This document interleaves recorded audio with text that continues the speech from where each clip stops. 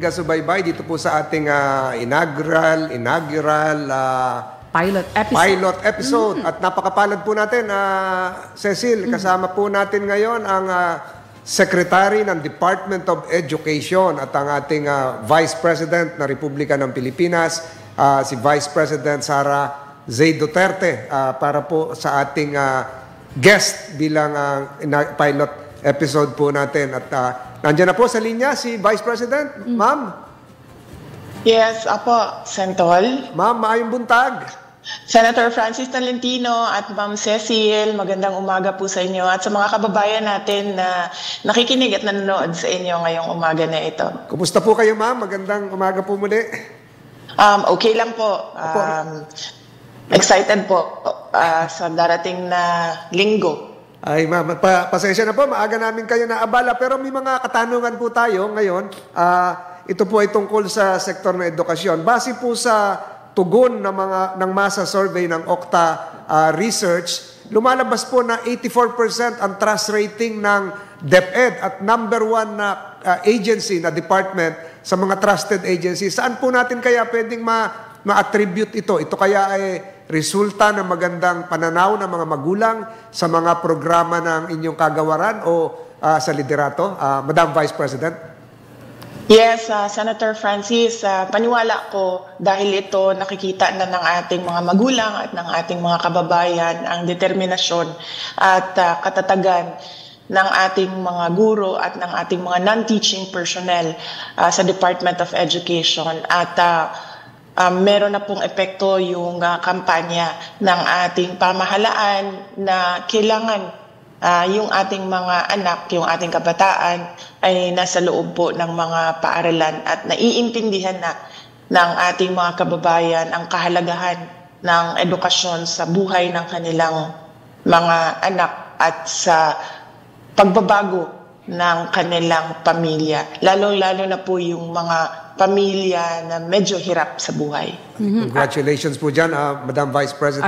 Are you elated, Madam Vice President, dito sa naging resulta ng Okta Research Survey? Kasi number 1 trusted government agency po ang Department of Education. Yes, ma'am. Especially para po sa aming mga frontliners, sa aming mga teachers na nandoon talaga sa aming mga paaralan. Dahil alam nyo naman po na mahirap ang trabaho ng isang teacher at hindi basta-basta ang maging isang guro, lalo-lalo na nasa kamay mo yung kinabukasan ng mga bata at nasa iyo yung pag-inspire sa mga bata na pumasok araw-araw sa paaralan. Kaya masaya ako as a Secretary ng Department of Education na merong appreciation ang mga kababayan natin sa ginagawang trabaho ng ating mga frontliners sa Department of Education. Ito yung mga teachers natin. At masaya din ako dahil merong epekto po yung kampanya ng ating gobyerno para sa isang bagong Pilipinas na yung ating mga kabataan ay educated.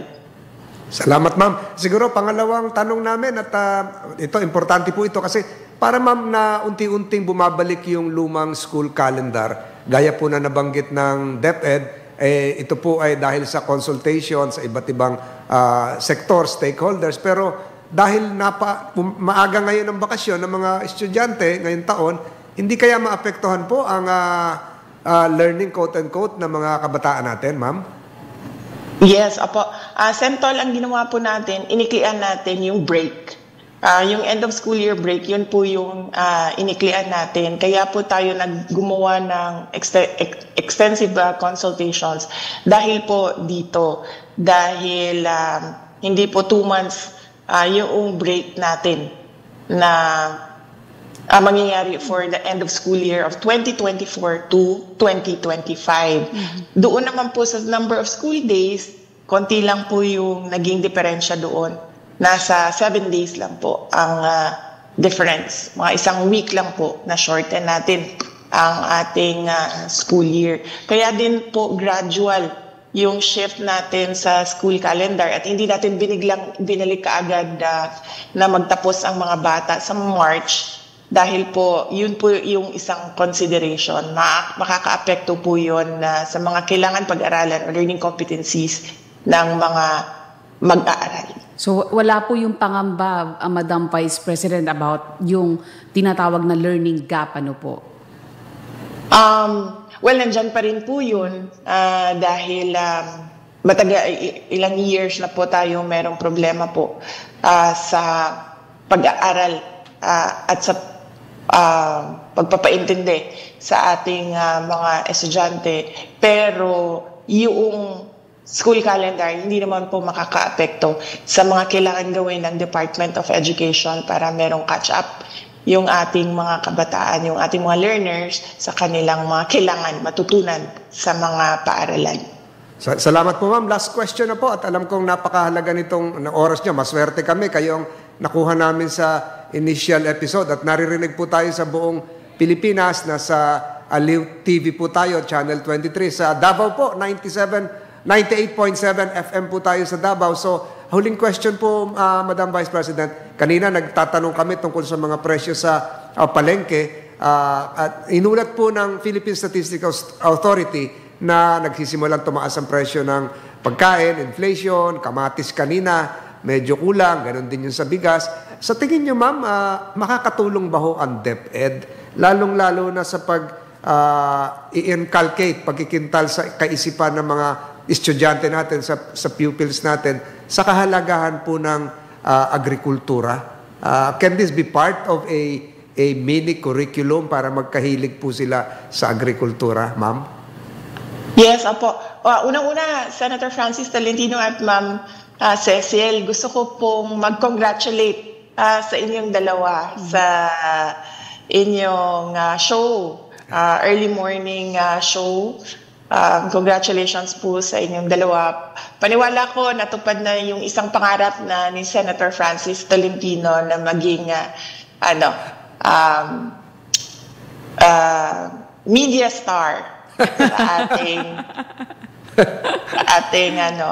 current events, news reporting, and of course sa pagbibigay ng opinion sa iba't ibang issues ng ating bansa. Mm-hmm. So ma'am, yung sa agrikultura po pwede po ba Yes. sa mga bata din? Paano po 'yon? Opo, Senator Francis, unang-una po, meron tayong pinirmahan na Memorandum of Agreement dahil sa pag-ikot ko sa ating mga paaralan, pag nagsuschool visit kami, lalong-lalo na doon sa mga probinsya, nakikita po namin, Senator Francis, na ang laki po ng school area. No, meron tayong mga school sites na 6, 7, 8 hectares. Pero ang nagagamit lang po nun sa paaralan ay less than 1 hectare. So nakikita ko, idle lands yung ibang area doon sa school site. Kaya masaya ako na noong humingi kami ng tulong sa Go Negosyo ni Sir Joey Concepcion, sabi namin, Sir, pwede niyo ba kaming tulungan na i-conceptualize na magamit sa agrikultura yung mga idle lands ng mga school sites. Last year po, gumawa tayo ng MOA sa Philippine Center for Entrepreneurship Foundation Incorporated. Ito po yung Go Negosyo. And gagawa po sila at tutulungan nila tayo na gumawa ng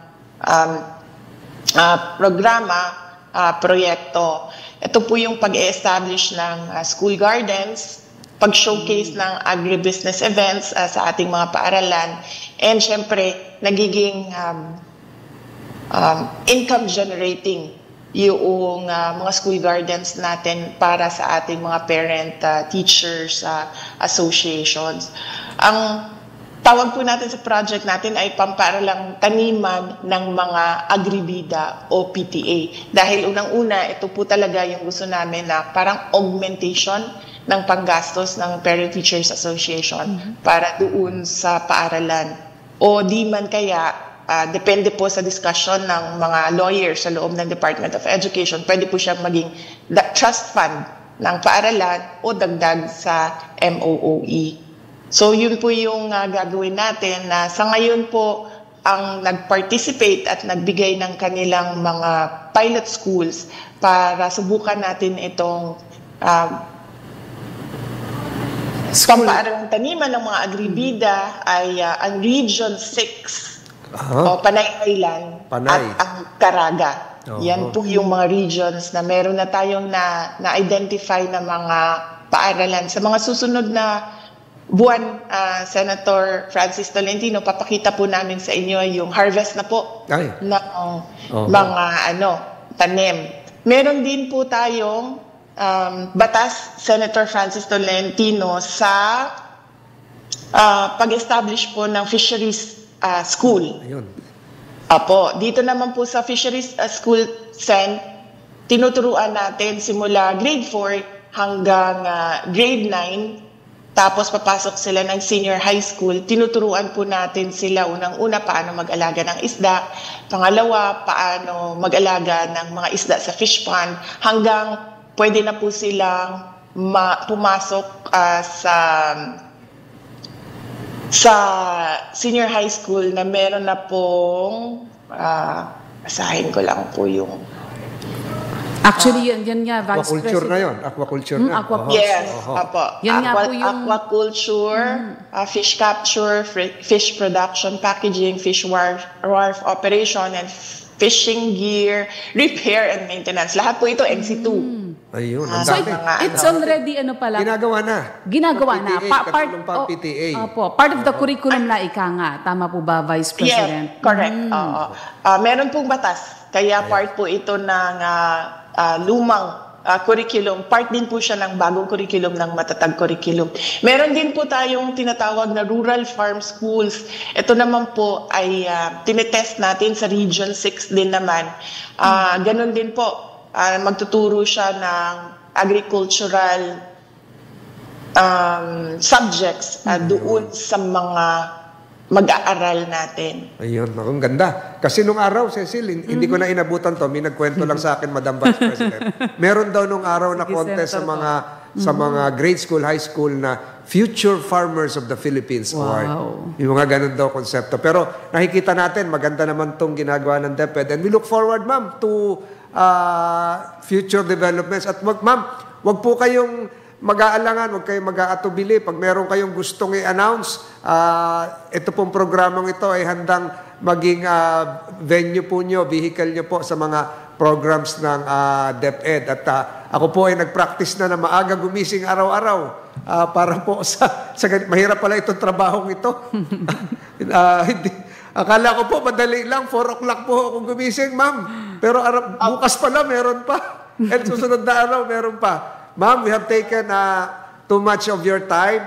The Vice President of the Philippines, Ma'am Secretary Sara Duterte, na pinaliwanag po yung mga bagong programa ng Department of Education. Ma'am, congratulations sa being the #1 most trusted government agency according to the Okta research, and we look forward to hearing from you again. And thank you for taking your time, for waking up early likewise, to join our program, Usapang Tolls. Dagang salamat, Vice President Sara Duterte. Thank you, Senator Francis Tolentino. Matatag ang mga Pilipino, kaya kaya mo yung bagong role para sa ating bayan. Alright. Marami pong salamat. Dagang salamat. Thank you very much. Narinig po natin. Amping.